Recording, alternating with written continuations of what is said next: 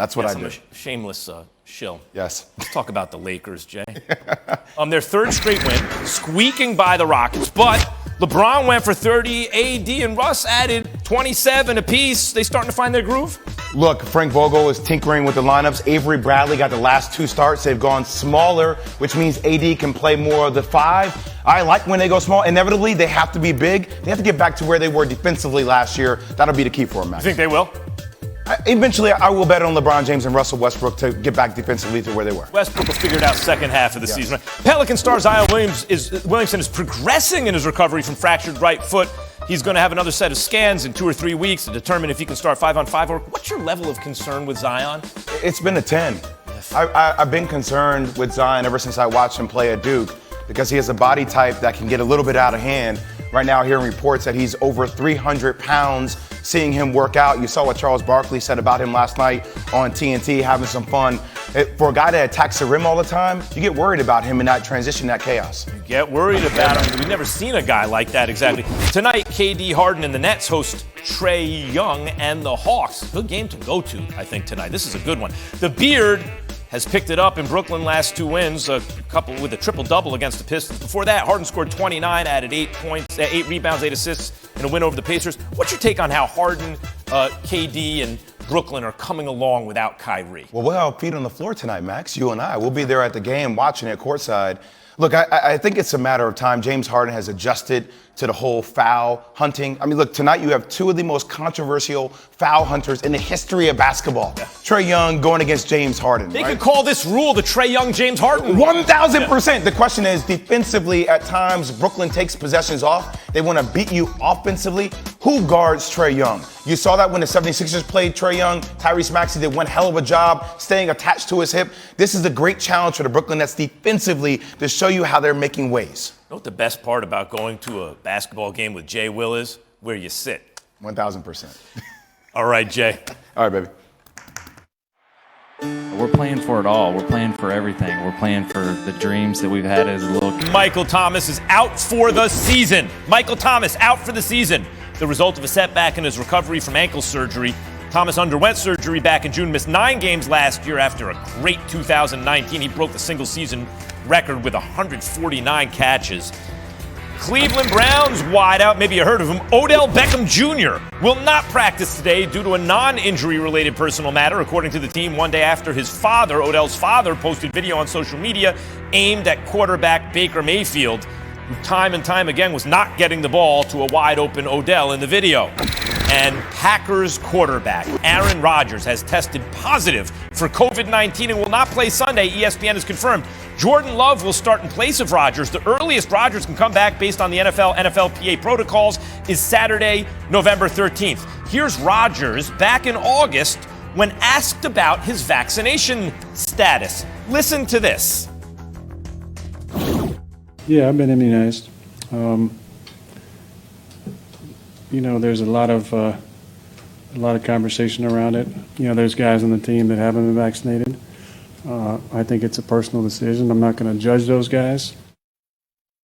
Well, that's a personal decision. We are in a public pandemic, but Kimberly is back with us, obviously, and Robert Griffin III, too. Kimberly, what more did we learn today about Rodgers' vaccination status?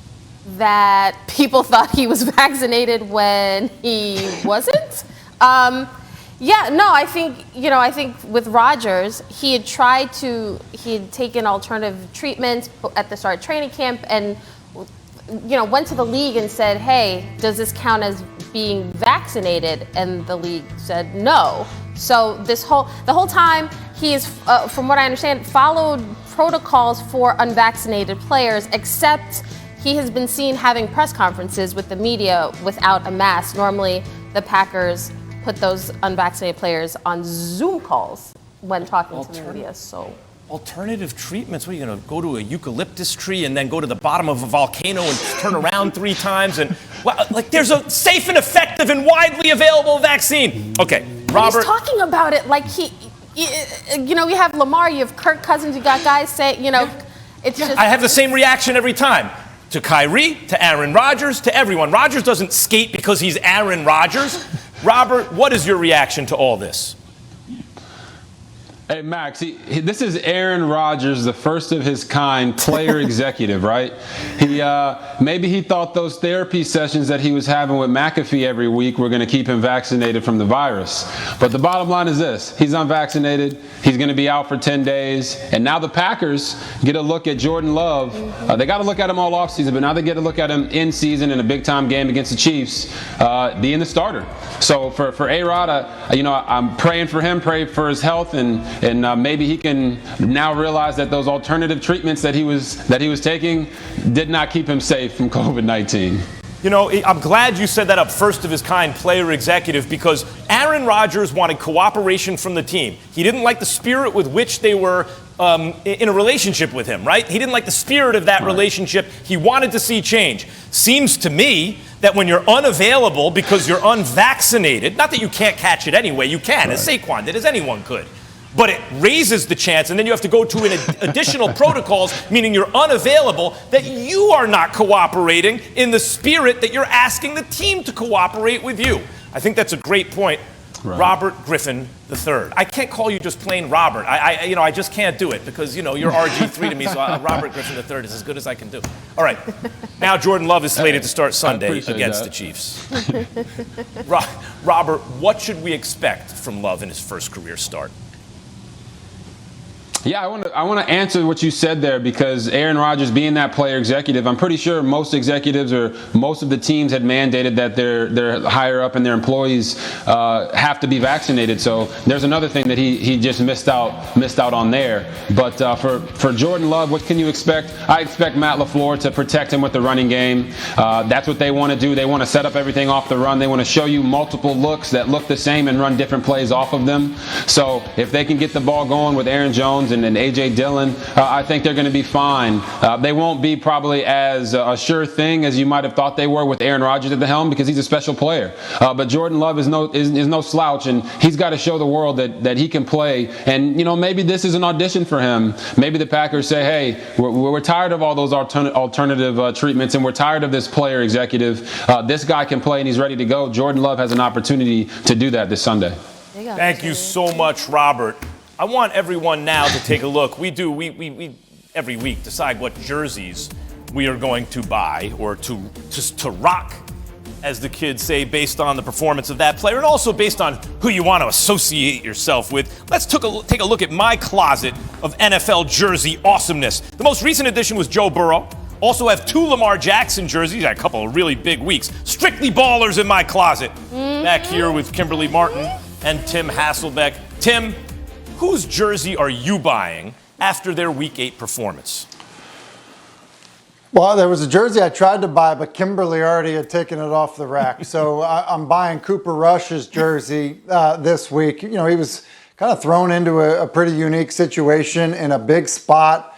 Been a long time since he had played and kind of been in the environment that he was in, and throws that game-winning touchdown pass that we're looking at right there. I think it was a really, really good job in a situation that was a difficult situation to be in, and he thrived. And because he played so well, it's really put the Cowboys in a very interesting situation to allow them to get their quarterback healthy and have him healthy down the stretch when it matters the most. So Cooper Rush, good for you. It's kind of probably a career-altering performance for him, and he should be happy about it.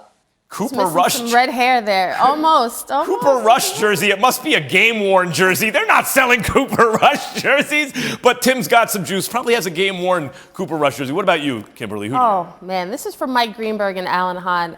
My pick this week is Mike White. Have you heard of him? You should, because his jersey is now in Canton. Because first start, the most 37 completions, the most ever. Give it to the Jets, man. I mean, we were talking about how good the Cincinnati Bengals are. My head looks a little small for that jersey, but that's all right. That's all right, Mike White. This is a great win for the Jets, especially with Zach Wilson hurt. So Mike White, great story. Let's see if the Jets can keep it rolling. And this just in, you two just doubled the sales of Mike White and Cooper Rush jerseys. Like, what? Let me show you how this is done. That's going to start flying now, yeah. I am adding. I almost did Chandler Jones week 1. I didn't. I don't have a defensive player. I'm adding Cowboys linebacker Micah Parsons Oh, that's to so my easy. Come on. outstanding collection after his performance against the Vikings. This guy was everywhere. Everywhere. And let me tell you something. In real life, you're not rocking a Mike White jersey anywhere, Kimberly. Get out of here with that. Strictly ballers. Parsons, the Joe Burrow, when he beats Lamar Jackson like he beat Lamar Jackson in the Ravens. When he throws for 400 yards, Joe Burrow gets hung up. When Parsons did what he just did, he gets hung I like up. the I like it. I could completely see you with the sleeves. That's actually, they didn't even Photoshop that. They had me posing that. Don't miss our NBA Wednesday doubleheader tonight. First, it's Trae Young and the Hawks taking on KD and the Nets at 7:30.